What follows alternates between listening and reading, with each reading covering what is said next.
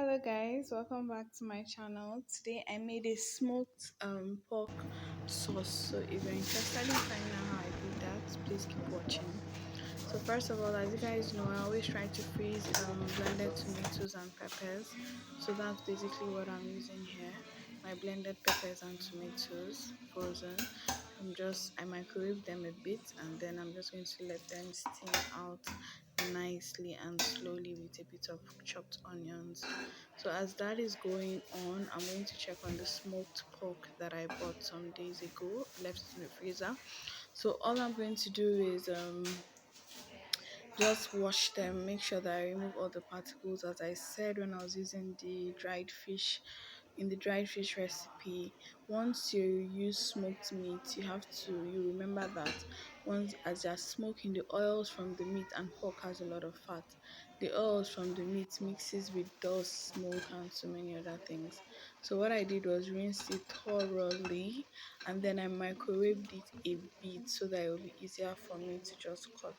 Now me, when I'm chopping my smoked meat, I just do like a rough separation of the meats, and just to get as many parts as I want or I can for that recipe. But if you want even cuts, then you use a cutting board and like try to measure out the parts that you want. I didn't really care about that. I just scattered it everywhere the same way I do with smoked chicken. I don't really follow the parts, I just break them into little pieces, or the pieces that I want to use for that recipe. So our peppers, tomatoes, and onions are steamed well done. I'm going to mix in our spices right now. So I'm going to be using seasoning. And smoked meat is nice on its own, like even without cooking. I tasted the smoked pork and it was really nice. I got the smoked pork from the same person I bought the dried fish, so I'll leave her contact in the description box.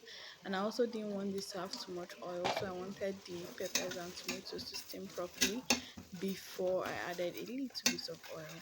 So once I did that, I'm going to add the usual suspects: curry, curry, garlic powder. This is garlic powder, and because it's meat, I'm going to go overboard a little bit with the seasoning. So garlic powder, curry, ginger powder, a little bit of oregano, and then the seasoning that we did earlier. You don't have to put all the spices. This is just how I currently spice my meat.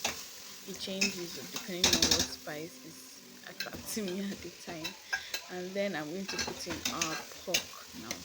Here is the deal: depending on the cut of pork you're using, this has a lot of fat and it has a lot of skin.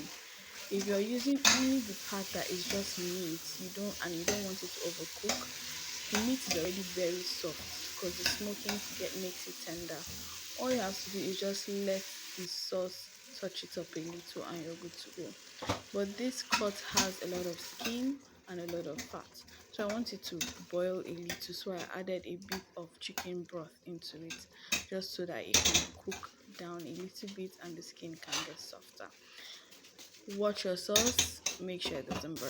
That's about it. And when you're ready, let's take it out.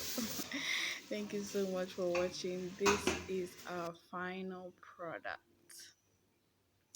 I hope you tried this recipe. Please share this video and please hit the subscribe button. Very important. My name is MD. Thank you so much.